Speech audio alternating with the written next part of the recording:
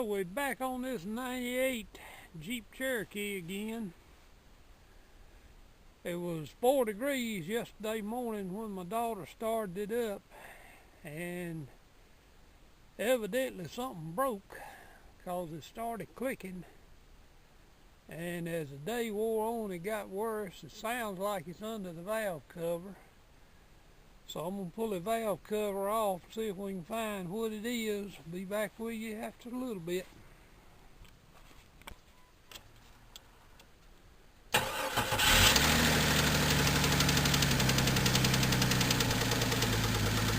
Alright, I got the valve cover off of it. All the valves are working like they're supposed to, and I've got the fan belt off of it.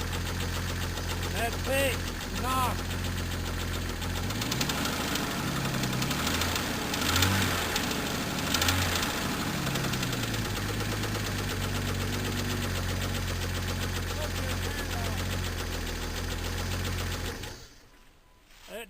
I believe is a wrist pin slap, so we're going to have to tear it down and go into it and see what's the matter with it. It's down internal in the motor.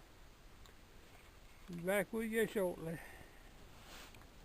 Okay, I'm up under this Jeep Cherokee with a knock in the motor,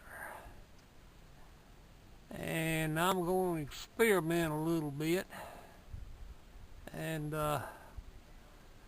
see. I have been told that harmonic balancer is bad about going bad on these things. It's I can take a pry bar and just touch it and it'll move a little bit,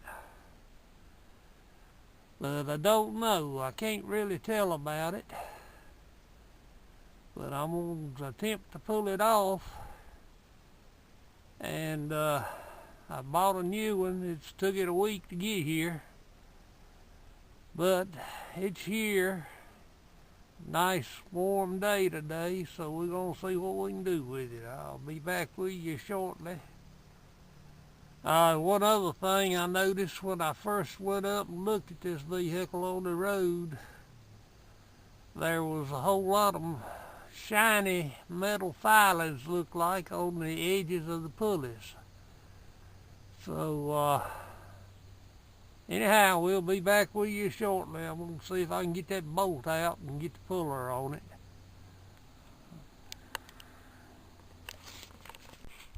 Okay, got the bolt broke loose and getting it out right now. Hadn't been about 6 months since I had it out. Pulled the balancer then and replaced the timing chain in this thing. So anyhow, be back with you shortly. Okay, I got the harmonic balancer puller on it, and if you look right there, we're mighty close on clearance to those air conditioning lines. This thing being a right-hand drive, everything's different on it as far as the accessories on the motor, on the engine. But anyhow, I've just got room enough to use an open-end wrench on it, so we're going. Well, it was moving a little bit.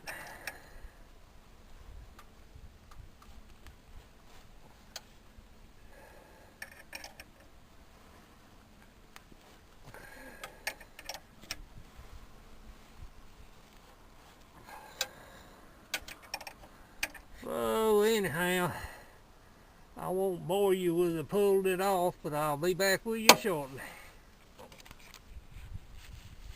Okay, got the balancer off of her now. Just took a few minutes of wringing and a twisting. I still can't tell nothing about this thing. I thought maybe the rubber might be gone out of it, but it's not. But it's mighty thin right there. I'm going to do do a little more investigating, then put the new one on, see what happens. So we'll be back with you shortly. Well, see if I can hold this enough to show you what I have found.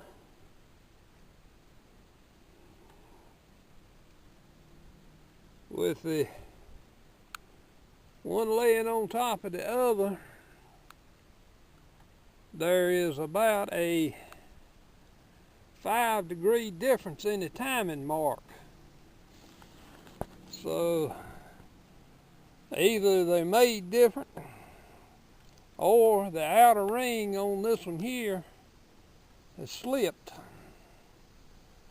Because I had the bore lined up exactly, the keyway and all. It's hard to hold it with one hand. I don't know whether you can see it there or not, but there is a difference in the timing marks, so something's different. Anyhow, we're going to put the new one on it and give it a whirl. I'll show you putting it back on here in a minute or two. I'll be back with you shortly. Okay, got it started. I couldn't exactly show that on the camera because it took 2 hands to get it up there and get it going. I got a special bolt I made to get it in, put it on the last time I had it off. And it's a 1/2-inch fine thread bolt, and the only thing I had at the time was a 1/2-inch coarse thread, so I took a 1/2-inch fine thread, run down over the bolt and made it work. So before I could take both hands to run it back up. The original bolt that holds it on there is too short to pull it up, but once you get it just about up, I'll put the regular bolt back in it and go ahead and tighten it up. I'll be back with you shortly. Okay, got it back on finally, and we got it torqued to 80 foot-pounds. That's what the book calls for. Everything looks lined up pretty good there as far as belt alignment. So we'll take a break here and I'll be back with you shortly.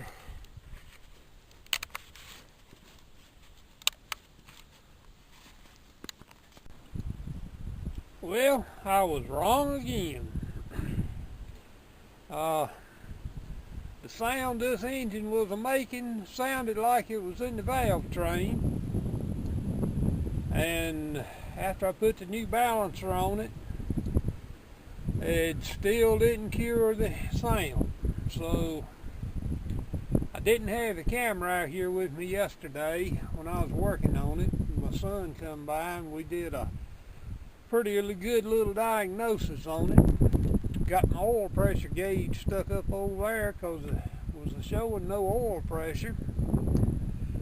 But when I put the gauge in there, it's showing 60 pounds pressure. And I went through an old-time process of trying to find a wrist pin slap, where you have the engine running and you pull the spark plug wire off, and if it always goes away, you got a wrist pin slap. Well, with these new electronic ignitions, well, say new, but anyhow, they say if you pull a wire off, it's a good choice or good chance of destroying the ignition module. So I did a whole lot of cutting off and cranking yesterday, and I pulled the wire off and kind of grounded it out against the block. Started in the middle, went towards the back. Didn't none of them make any difference till I got up here to number 2 cylinder. When I cranked it up with wire off of number 2, the noise went away. So that tells me that I got a wrist pin slapping in number 2 cylinder. That means I've got to pull this head back off of it and pull the oil pan off and probably put a new set of pistons in it, because I don't know why that thing went like that. But the engine, when I put the head on it, it did not use any oil, and it still hadn't been using any oil. I've been running it for about 3 or 4 months now, and anyhow, should have went through the whole thing, but shoulda, coulda, woulda. That's the way it goes. We'll be back with you in further videos on it.